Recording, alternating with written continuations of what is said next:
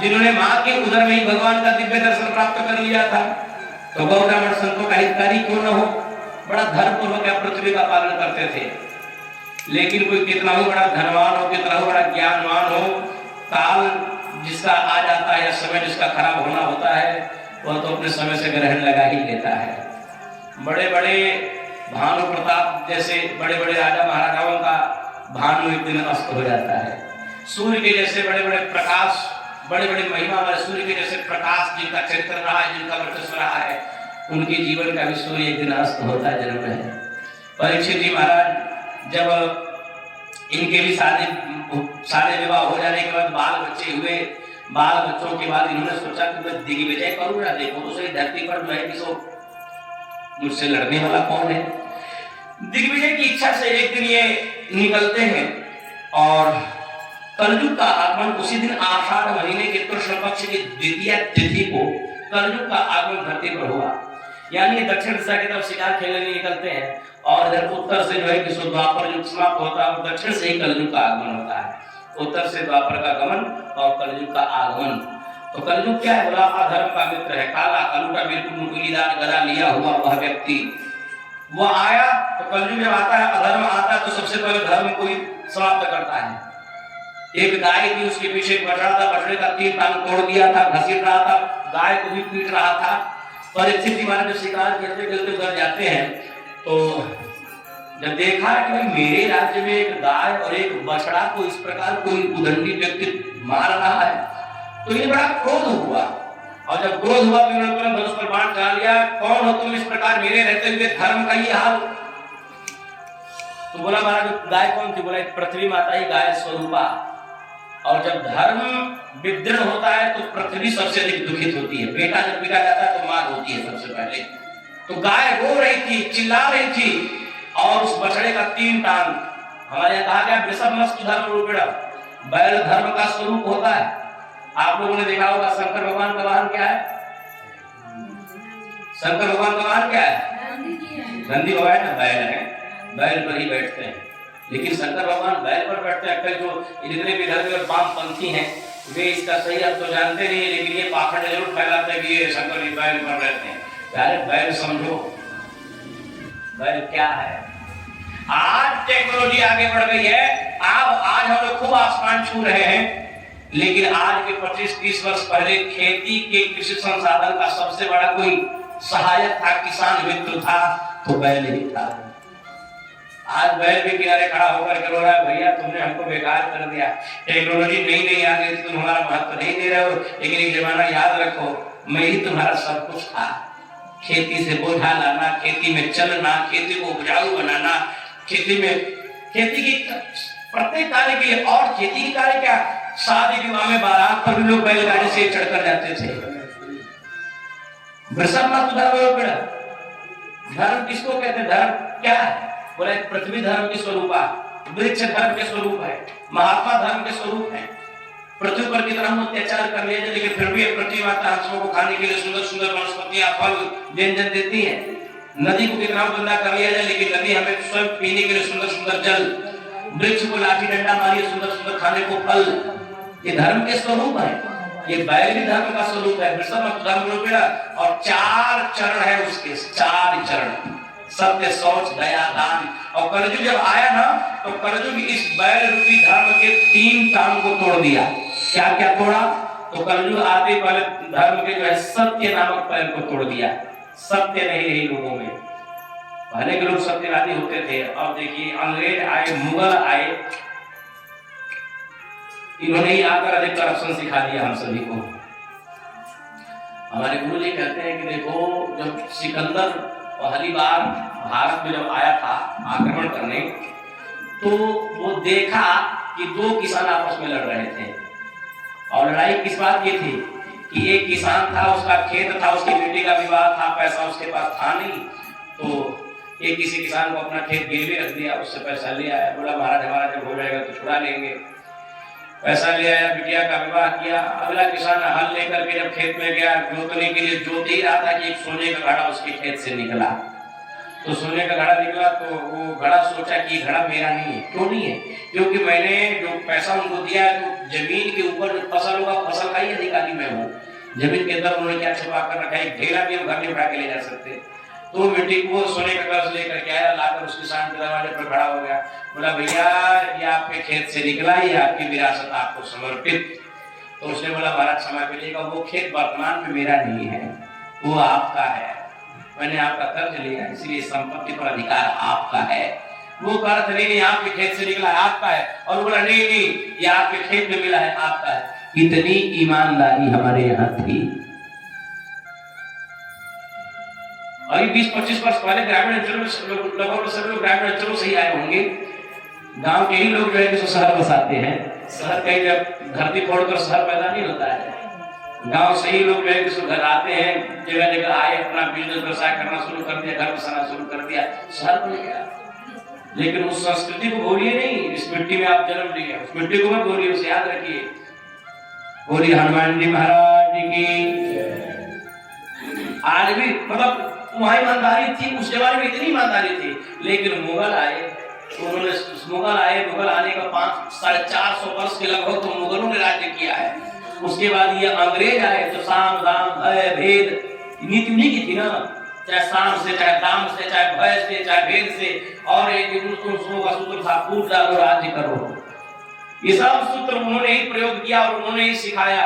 दुख इसी बात का होता है कि कुछ गोरे अंग्रेज तो चले गए, लेकिन कुछ काले अंग्रेज अपने यहाँ रह गए, जो आज भी समाज में फूट डालने का काम कर रहे हैं, समाज को तोड़ने का काम कर रहे हैं। इनका क्या इलाज है? बोलिए हनुमान जी महाराज की। तो इतनी ईमानदारी हमारे यहाँ थी। जब परीक्षित जी महाराज ने देखा कि इस प्रकार धर्म का ये हाल, तो धनुष पर बाण लेकर खड़ा हुए मारने के लिए वो एक बट वृक्ष था, उसके पीछे जा छुपा। बोले कौन हो तुम, जल्दी बाहर निकल आओ, अन्यथा मैं तुम्हें मृत्युदंड दे दूंगा, मार डालूंगा तुमको। जब बहुत डांटा तो कांपते कांपते निकला, हाथ जोड़ करके आया, बोला महाराज क्षमा करें, मैं कलयुग हूँ। परीक्षित जी ने कहा तुम कलयुग, ये क्या होता है? बोला महाराज प्राय 4 युग है और चारों युगों की अपनी अपनी आयु है, सतयुग, त्रेता, द्वापर और कलयुग। और सभी युग अपनी आयु के अनुसार भोग करते हैं। तो द्वापर युग अब समाप्त हुआ, अब भगवान श्री कृष्ण के आदेश से मैं कलयुग आया हूँ, अब मैं ही इस पृथ्वी का भोग करूंगा। परीक्षित जी कहे कि तो तुम कलयुग हो, तो क्या तुम्हारे राज्य में यही सब होगा?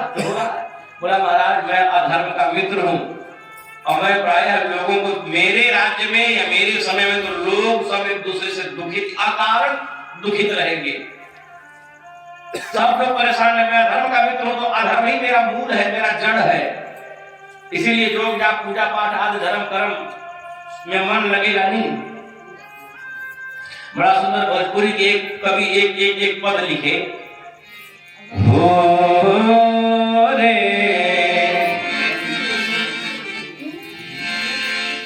हाय रे कल जुगवा तोरा पहिला चरण में। भाई कोट अधर्म बहावी धर्म के दिला दाबी। एक कलयुग के पहले चरण में अधर्म बहावी धर्म के दिला दाबी, मनवा लागे ना भजन में। हर कल जुगवा तोरा पहिला चरण में, हर कल जुगवा तोरा पहिला चरण में, हर कल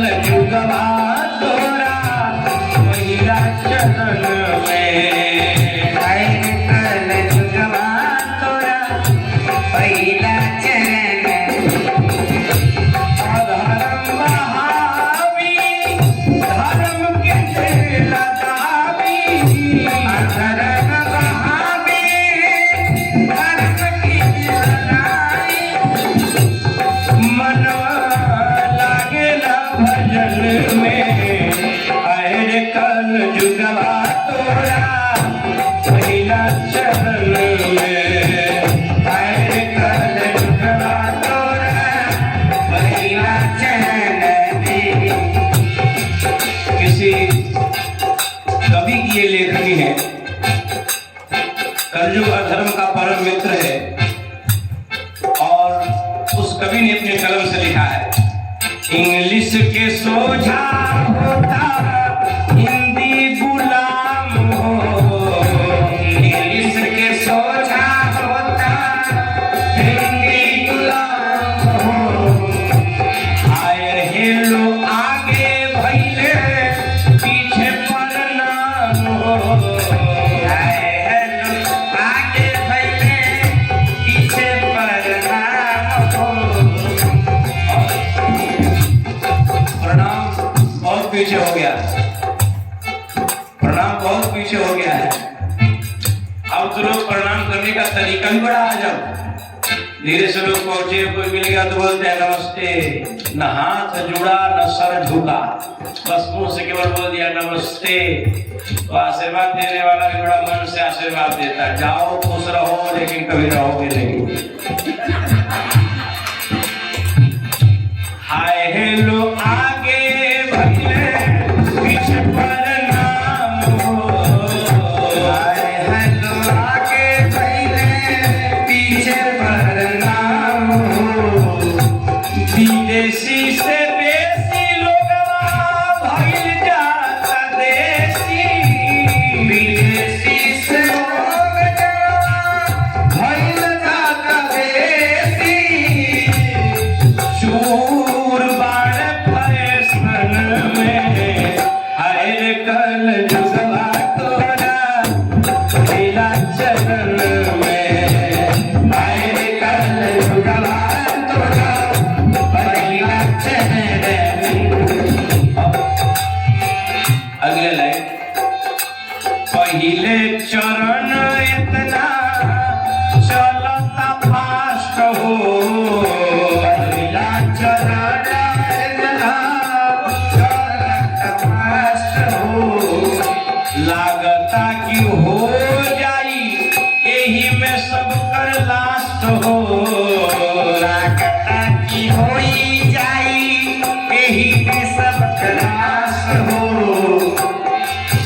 ये बात कई लोगों को अन्यथा लग रहा होगा कि कैसे लास्ट हो जाएगा, तो इसका जीवन तो उदाहरण रहा है कोरोना काल। सही, कोरोना काल में सब लोग घबरा गए थे, टीवी में अलग, पेपर में अलग, पेपर कहाँ आ रहा था, टीवी में अलग, मोबाइल में अलग, यहाँ इतने लोग मरे वहां उतने लोग मरे, लोग यही कहते हे भगवान अब एकदम अब अंतिम करके ही मानेंगे क्या। एक दो महीने तो ऐसी परेशानियां नहीं, और हमें तो लगता है कि कितने लोग हार्ट अटैक से मर गए, और कुछ लोगों को तो क्वारंटाइन करके मार दिया गया।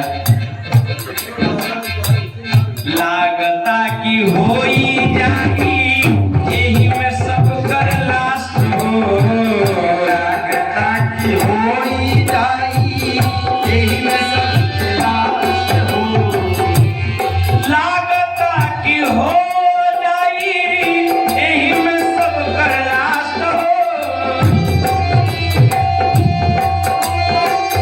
यही में सब कर लास्ट हो।